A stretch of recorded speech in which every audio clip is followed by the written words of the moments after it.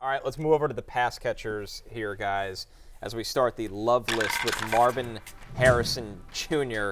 Jay, how about a 34.5% target share in the 2 games since that week 1 nightmare for young Marv? Yeah. You guys remember in 2020, 2021 when Aaron Rodgers won MVP in his first week of that season? He threw like 3 picks against New Orleans and they lost like 41-3. Yeah. That was the Jameis Winston Saints. To me, that is like what Marv Harrison did against the Bills in week 1, where it's just so departed from what the rest of the season is going to look like. He didn't have statistically the biggest game against the Lions, but he still had a very healthy target share. Kyler missed him as well for what should have been another big play. So I think with Marv, you can just lock him in as the fringe wide receiver 1 going forward, Matthew. Yeah, I mean, he's my wide receiver 6 this week as well. You mentioned the target share in the 2 games since week 1. You see it there. It's north of 30%. And now he gets my Commanders, my beautiful Commanders. The elixir. They've allowed at least 22 points to a wide receiver in every game this year, right? Malik Neighbors, Jamar Chase, Chris Godwin, Mike Evans. So you feel good about Marvin Harrison's chances are. They've allowed 9 touchdowns to opposing wide receivers so far this year. That's the most in the NFL, and in fact, it's 3 more than any other team. Like, they're averaging a touchdown more to wide receivers per game than any other team in the NFL. You're starting Marvin Harrison Jr. I would start Marvin Harrison Sr. in this game, honestly. Like, I believe there's no greater answer to a wide receiver's problems than my Washington Commanders secondary. That's one of the reasons why I'm so bullish on Jaden Daniels. Like, in order to win, they're going to have to put up 35 to 40 points. Yep. I actually got interviewed the other day by the Washington Post. They did a feature on me about a bunch of different stuff. You can Google it if you want to. But part of what the conversation was about the Commanders and hey, is this a playoff team? I'm like, listen, no one's a bigger homer than I am, but we still had. Jaden Daniels had to complete 91% of his passes, play basically perfectly. We had to put up 38 points to win. We're gonna have to stop somebody at some point to get anywhere close to the playoffs. To be fair, you're not gonna have to play Joe Burrow and Jamar Chase on the road too much either. I think the Commanders. I think their offense is just real. I think this is just a very good offense. The way that it's playing, the defense has no prayer whatsoever, and this game could end in the 70s. No, it's very exciting for the Commanders. A lot of the betting sharp community is very high on the Commanders because of the offense. Because the offense, you don't put up, whoever the opponent is, you don't play this well on offense for 3 games unless you're real. That's why I like the +3.5. Commanders getting +3.5 against that. They can stay in games. Yeah, exactly. The Cardinal, and they've been in Arizona all week. And by the way, revenge game for Cliff Kingsbury, revenge game for Zach Ertz. We'll see how this all plays out. But either way, you're starting Marv, and you're feeling pretty good about it. Nico Collins, he's been the guy in the Texans offense right now. Team high 26% target share, and he gets a lot of looks in the end zone, Matthew. Yeah, he does.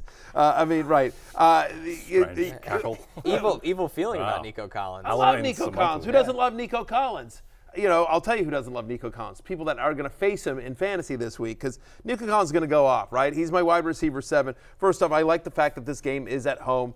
In 10 career home games with C.J. Stroud as his quarterback, Nico Collins averaging almost 22 fantasy points per game. He gets the Jaguars, and we've talked about this. So many of the issues are on offense for Jacksonville. Sorry, producer Steven, but the fact of the matter is that the Jaguars have also defensively struggled. They give up the 4th most yards on deep passes this season. They've allowed the 5th most fantasy points to perimeter wide receivers as well. Nico Collins is clearly the alpha for that Texans offense. He runs the most routes, he plays the most snaps, he gets the most targets.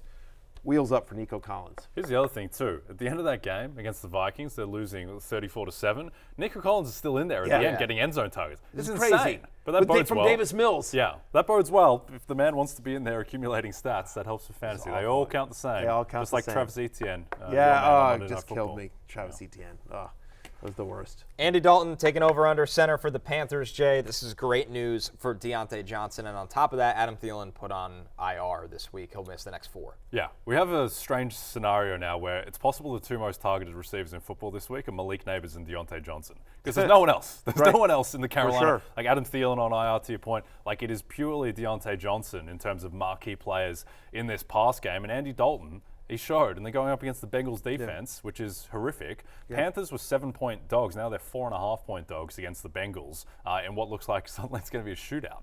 Yeah, and by the way, one of the Deontay Johnson has always been talented. He's always had, been a great route runner and everything like that. But the issue with Deontay Johnson, fantasy-wise, over the years has sometimes been it's been that crazy touchdown. Like there's that one year where where he had, he's one of the league leaders in end zone targets and didn't score touchdown or got one at the last game. Anyway, well, so far this year, no player in the NFL has more end zone targets this year than Deontay Johnson. And now with Andy Dalton, he's got a quarterback that can get it somewhere near him. Just get it near him, and he's coming down with it.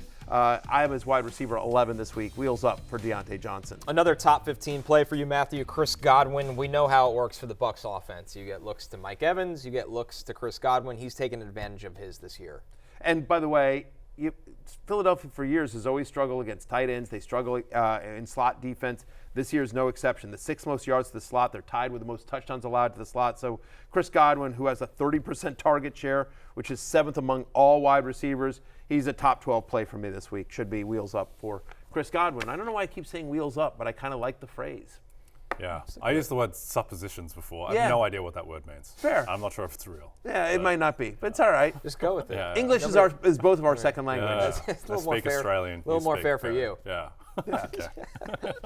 All right. Dalton Kincaid on the love list. Caught the touchdown on Monday Night Football, Jay. Caught a touchdown early. It looks like they were just really focusing on getting him involved, and Baltimore's been brutal against tight ends this year. But Baltimore's defense might not be good, and I think that defense is the one thing where you have to kind of update your expectations very quickly earlier into the season because it doesn't carry over from season to season as much, and there are reasons why Baltimore's defense wouldn't be as good. They lost key players like Geno Stone, Patrick Queen, Jadeveon Clowney, all gone, Mike McDonald, all gone. They had no real answer for the Cowboys when the Cowboys were coming back. They had no answer for the Chiefs in week 1. They had no real answer for Gardner Minshew in week 2. So this defense just might not be that good.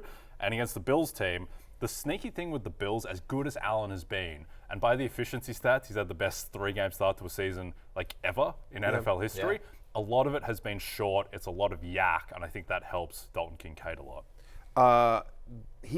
Dalton Kincaid, and I get it, like the touchdown last week, it was like a third read, Allen scrambling around. That's part of his game. But that's part of his game, the off-schedule stuff. But the fact of the matter is that surprisingly, I think this will surprise people that have Kincaid on their team because the production hasn't been there up until last week. But still, he leads the Bills in both red zone and end zone targets. And to your point about Baltimore, Connor, struggling against tight ends, they give up the second most fantasy points to opposing tight ends. Jake Ferguson, Brock Bowers both finished the weeks they played against the Ravens as top 3 fantasy tight ends. Who else are you going to start? You're starting Dalton Kincaid, but I'm as a top 5 play this week. Wheels up. Wheels up. Others Bird receiving up. votes. Bird up against the Ravens. Bill up. Bill up. What is it? It's like Buffalo up. No, I don't know that's about not that. a thing. It's only tight. We'll just go with keep pounding on this show. Yeah. Rome pounding, Odunze, pounding. Khalil Shakir, Darnell Mooney, Demario Douglas, and Zach Ertz. Run All receiving votes this week. Jay, no Keenan Allen last week, and Rome Odunze got involved. Absolutely. I think, look, as maligned as Caleb Williams has been, it is still impressive that he was able to put up 363 yards in an NFL game. Bryce Young wasn't doing that last year. And no one's that worried about Caleb Williams, but I think it's going to turn around.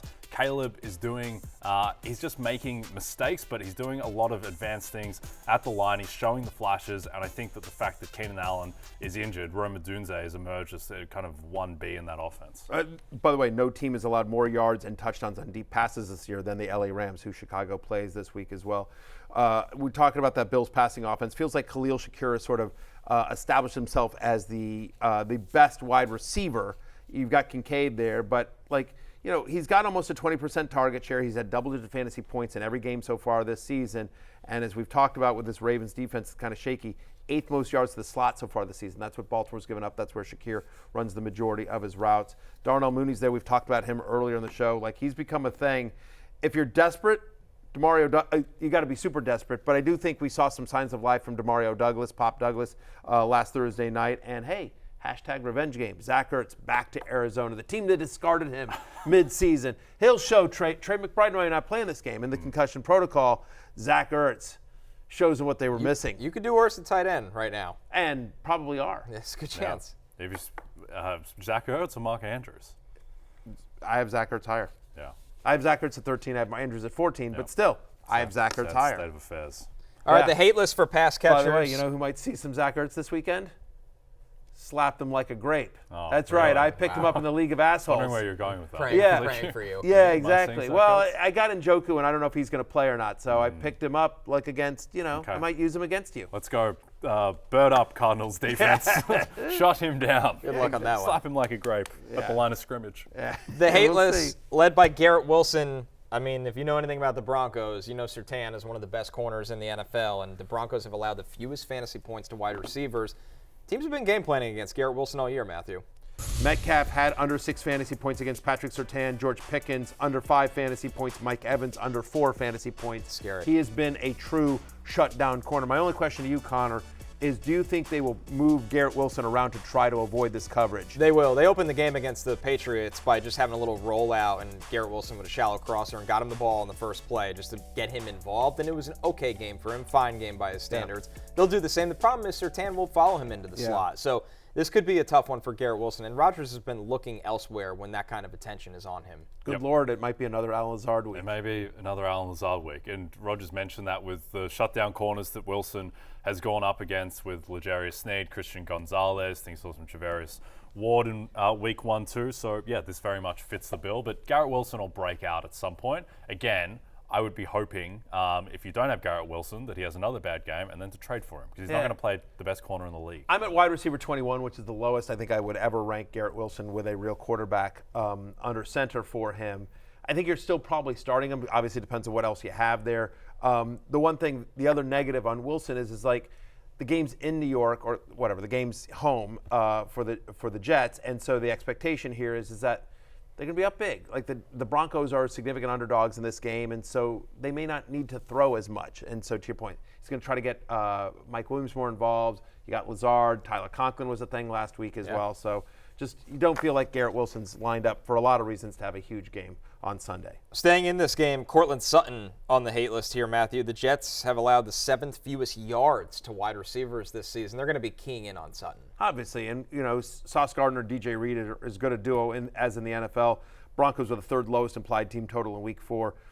In terms of fantasy points per target, Courtland Sutton is 75th out of 77 qualified wide receivers in fantasy points per target. Minimum 10 targets. Like he needs massive volume. It's how lucky do you feel? Do you think he gets in the end zone? I don't. I'm at wide receiver 37. You almost need a garbage time touchdown. That's in that you situation, absolutely do. Which is a tough thing to expect in fantasy. Yeah. Michael Bo Nix looked better last week, he did. but we'll it was see. his best game so far. So we'll see. Michael Pittman, Jay, the Steelers have been really good against wide receivers this season. Pittman, just nothing going consistently in the pass game of this offense. Yep, and his game just seems totally antithetical to what Anthony Richardson is doing at the moment, where Richardson is running or throwing deep bombs, and Pittman's game has always been more short, intermediate, and working in the slot and getting open in the middle of the field, and Richardson just hasn't shown any capacity yet to really maximize that type of skill set. I mean, to see Anthony Richardson complete more than 50% of his passes in a game and just show that accuracy, and going up against the Steelers defense, which I think, through 3 weeks, it's probably them and Minnesota who have been the 2 best defenses, and it's not like the Steelers are weak in a specific area. They've just been dominant all around. He's going to see a lot of Joey Porter Jr., and Richardson's been bad. It's just.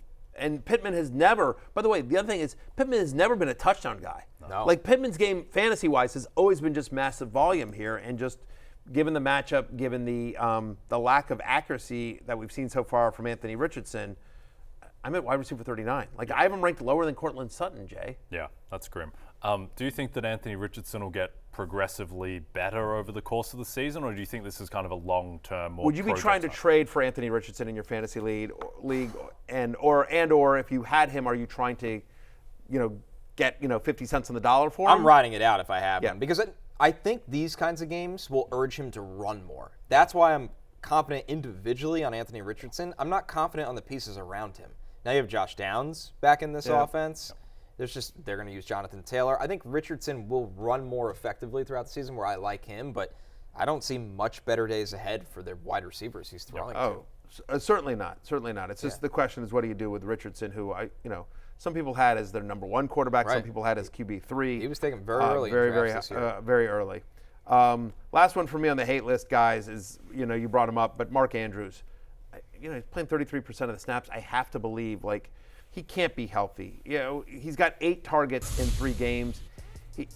He's currently 5th on the Ravens in targets. He's 5th. This is Mark Andrews. Most people struggle to name the 4 players right? over him. Like, he's behind Rashad Bateman. Right. He's behind Justice Hill. Yeah, I mean, and obviously, Zay Flowers and as well in there. He has less targets than Isaiah Likely. And through 3 weeks, he's tight end 30 on a points per game basis. He's shooting 4.2 fantasy points per game. Like, he's my tight end 14, but I mean, I'm not starting him in any league that I have him. I need to see it first. Yep. Not against. Hey, it's Matthew Berry from NBCSports.com and RotoWorld.com, and I want to thank you so much for watching whatever it is you just watched, or if nothing else, being too lazy to click out of the autoplay after this video started, after whatever it is you actually wanted to watch finished. But now that you're here, I'd like to take a moment here to ask you respectfully now, okay? I'm asking you respectfully to subscribe to the NFL on NBC YouTube channel. You'll get the latest RotoWorld fantasy news headlines, all sorts of great shows, including my own Fantasy Football Happy Hour. So go subscribe now. Again, I'm asking respectfully.